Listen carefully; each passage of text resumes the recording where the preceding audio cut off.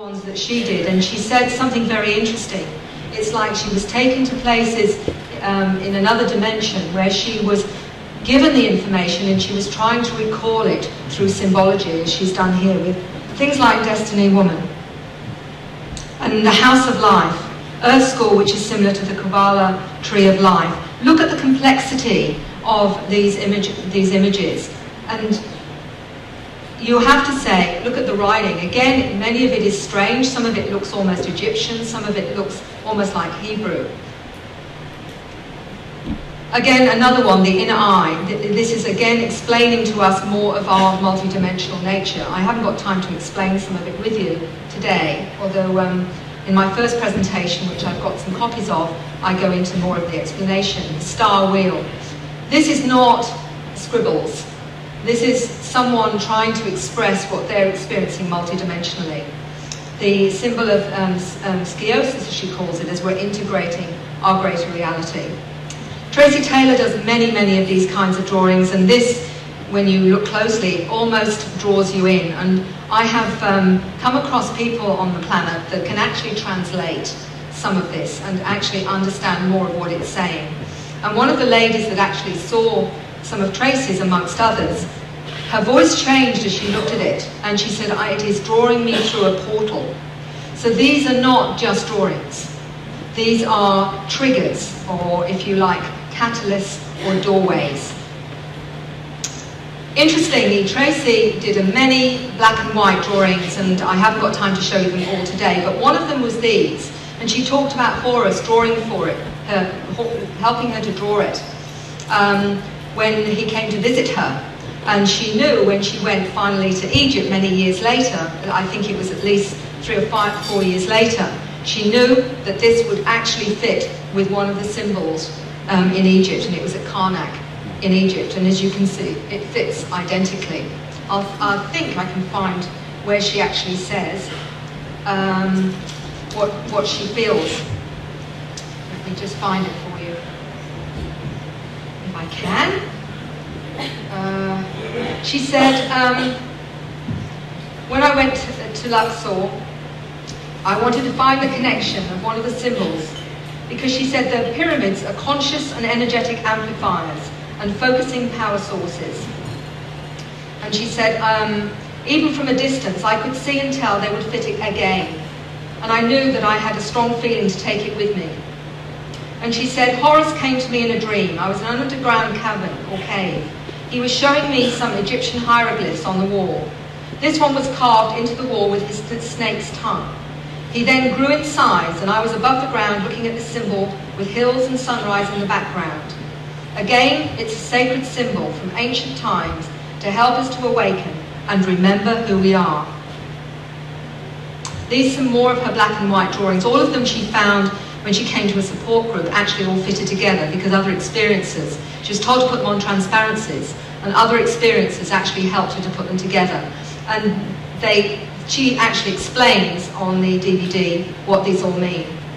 So let's go on. Hi, my name is Rochelle Delia. I've been consciously aware of my extraterrestrial contact now for 8 years, but I've been having contact my whole life. My experiences with extraterrestrials have been quite varied. I have gone through a process now over the past 8 years, and I've come through a lot of the traumatic aspect. And now my experiences have brought me many rewards, particularly in the way of healing abilities, and I myself have changed in a positive way through them.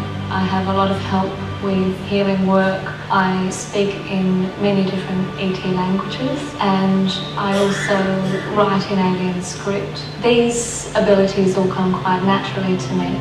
How were you aware of the fact that you could heal, and what is your understanding of the healing that you do? The healing work that I do now has changed and evolved over the years. It first began when I had an experience. I was drawn to go outside of my house at about 3 AM, and I was looking up at the moon, and when I was looking at the moon, I felt quite strange and felt to close my eyes. When I closed my eyes, I felt lots of different sensations. I felt cool air being blown on my eyes and on my fingertips.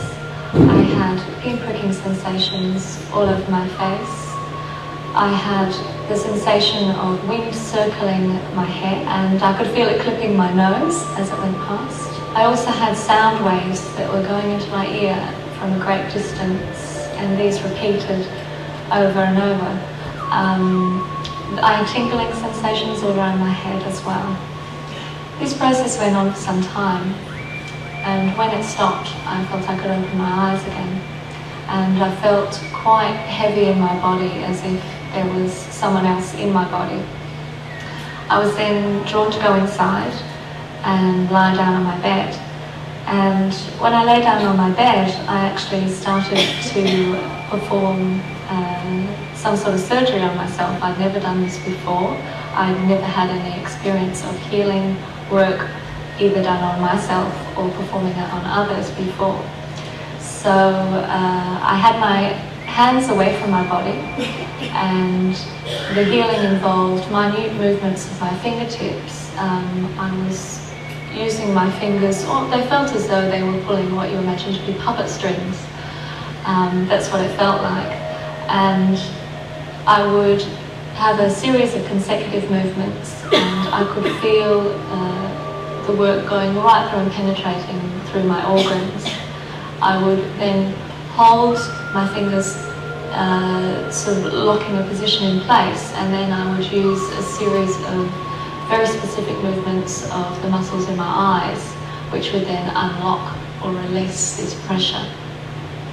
I had to actually move my body into different positions to access all the parts of my body. As the years went by, the healing work that I was doing actually changed, so I was using my whole hand instead of just my fingers. I wasn't actually using my eyes as much consciously, and then later on I started using toning. I was intuitively guided to use toning, and then later language came through. After the languages came through, then I started using a combination of toning and language, and songs came through. I can best explain these as being songs that are used for the soul to recognise souls, and they remember these songs from other planets, other lifetimes, and they help the individual to feel comfortable for the particular healing work to take place. Really they're used as you might use a lullaby to help a baby go to sleep. It helps them to relax. Or a chant is used to switch off the mind and help one to go into an altered state.